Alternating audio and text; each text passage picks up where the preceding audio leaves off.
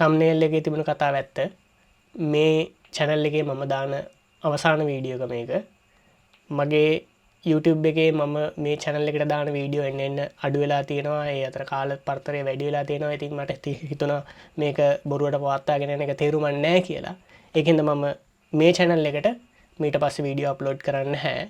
ඒ වුණාට මගේ අනිත් channel එක තියෙනවා දසුන් සමීර වීරසිංහ කියලා. ඒකේ මම මේකේ වගේම development coding වලටම අදාළ content විතරක් නෙමෙයි දාන්නේ.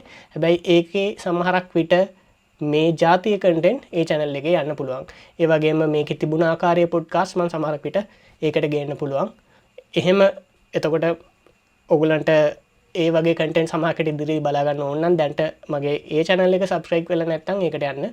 මම දන්නවා මේ මොකද ඇල්ගොරිතම් එකට අනුව නම් එහෙම හොඳ නැහැ content mix කරලා දාන එක YouTube ඇල්ගොරිතම් එකේට අඳුර ගන්න බැරුව යනවා මගේ channel එකේ මොන වගේ content ද තියෙන්නේ කියලා.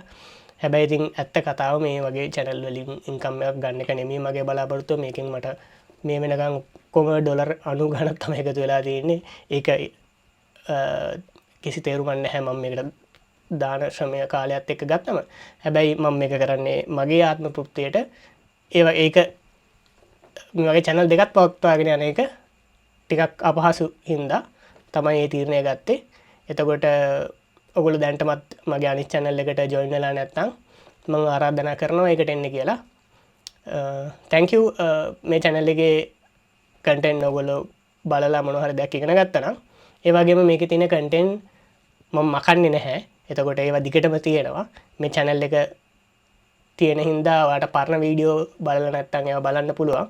ඒ වගේම මේකේ මොනවා හරි මම ගියපු පොඩ්කාස්ට් එහෙම තියෙනවා නම් ඒ ප්ලේලිස්ට් එහෙම දිගටම පවත්වාගෙන යනවා. හැබැයි මේ channel එකට නෙමෙයි එහෙම වීඩියෝ එකක් අප්ලෝඩ් වෙන්නේ අනිත් channel එකට.